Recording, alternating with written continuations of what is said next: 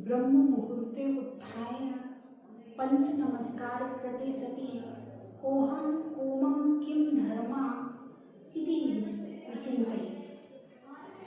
ब्रह्म मुहूर्त में सोकर के उठना चाहिए। अब सवाल है कि ब्रह्म मुहूर्त किसे कहते हैं? भगवान महावीर के अनुसार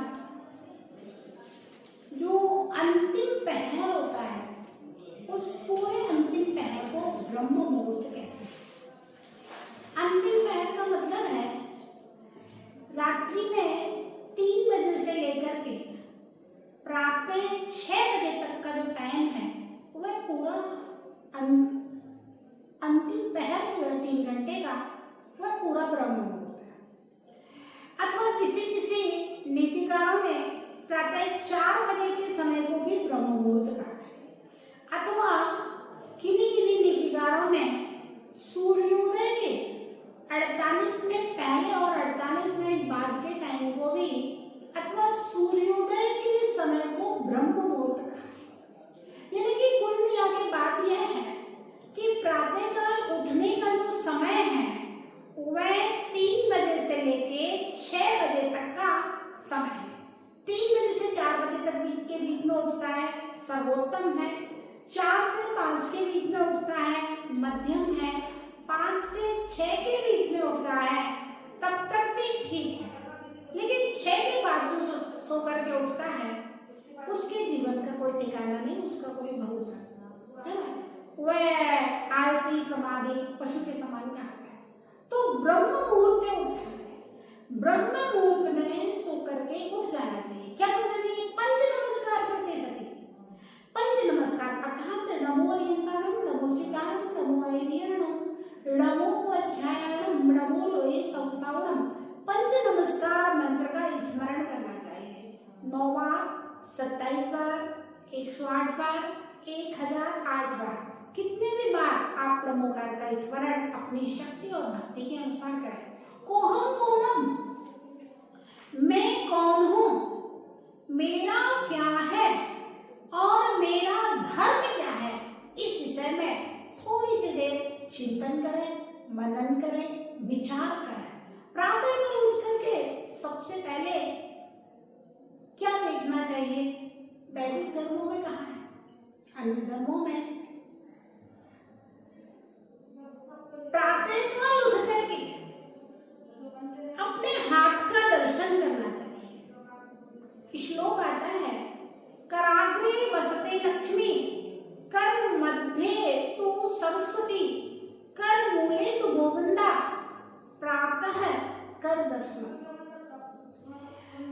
हाथों के अग्रभाग में लक्ष्मी बसती है, हाथों के मध्य भाग में सरस्वती बसती है और हाथों के मूल में परमात्मा बसता है। इसलिए प्रातःकाल उठ करके लक्ष्मी का, सरस्वती का और परमात्मा का दर्शन हाथों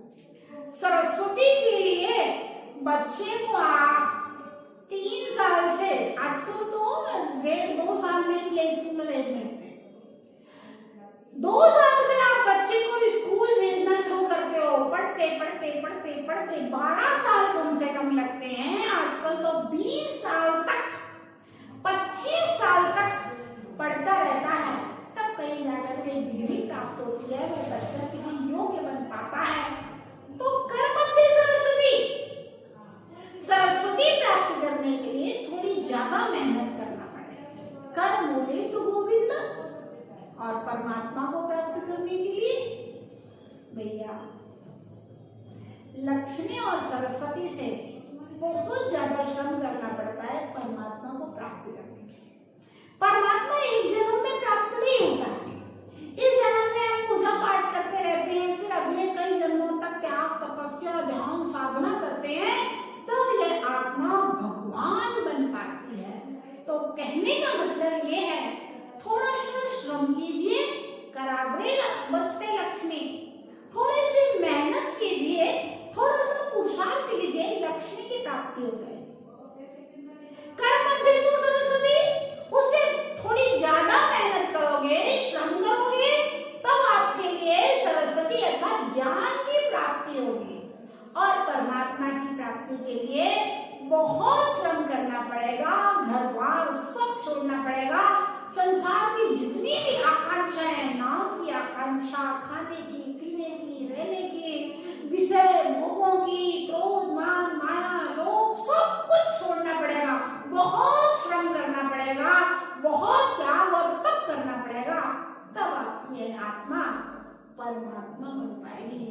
और हमने कर्म भूमि में जन्म लिया है, तो प्रातःकाल सबसे पहले उठकर हाथ को देखना चाहिए और इन हाथों से सोचना चाहिए कि प्रभु आज मेरे हाथ किसी के गाल पर तमाचा मारने के लिए ना उठे, आज मेरे हाथ किसी की हिंसा करने के लिए ना उठे, आज मेरे हाथ किसी को अभयदान देने के लिए उठे। हे प्रभु, आज मेरे हाथों में शराब की बोतल नहीं हो, आज मेरे हाथों में भगवान का कलश हो, जिससे मैं जलधार अभिषेक भगवान के मस्तक पर करूं।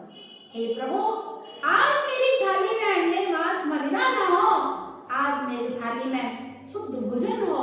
हे प्रभु, मेरे इन हाथों में अष्टद्रव्य का थाल हो, जिससे मैं भगवान की पूजा करूं। हे प्रभु, मेरा ये हाथ किसी को धक्का मार करके गिराने में न लगे, मेरा ये हाथ किसी को सहारा देकर के ऊपर उठाने में लगे। हे प्रभु, मैं इन हाथों के द्वारा कुछ अच्छा काम कर सकूं दिन भर में, ऐसी मेरी भावना है, ऐसी मेरी प्रार्थना है प्रभु। तो प्रातः काल उठ करके पंच परमेष्ठी का स्मरण करें। मैं कौन हूँ, मेरा क्या है और मेरा धर्म क्या है, इन सबको स्मरण करते हुए, भगवान 24 तीर्थंकरों का स्मरण करते हुए, सिद्ध परमात्मा का स्मरण करते हुए, मुझे आज दिन भर में क्या करना है, क्या नहीं करना है, अपने हाथों को देख करके अपने अच्छे और सच्चे पुरुषार्थ का निर्णय करें, जिससे आपका दिन भर में आप जो करें वह आपका लक्ष्य बन जाए। और अगर एक एक दिन मेरे लक्ष्य अच्छे होंगे तो मेरा जीवन का अंतिम लक्ष्य भी अच्छा होगा। और जब जीवन का अंतिम लक्ष्य और प्रतिदिन के लक्ष्य अच्छे होंगे, मेरे प्रतिदिन के कर्तव्य अच्छे होंगे, तो परलोक भी मेरा अच्छा होगा, मेरा भविष्य उज्जवल होगा और एक दिन मैं परमात्मा बनूंगा। जय बोले महावीर।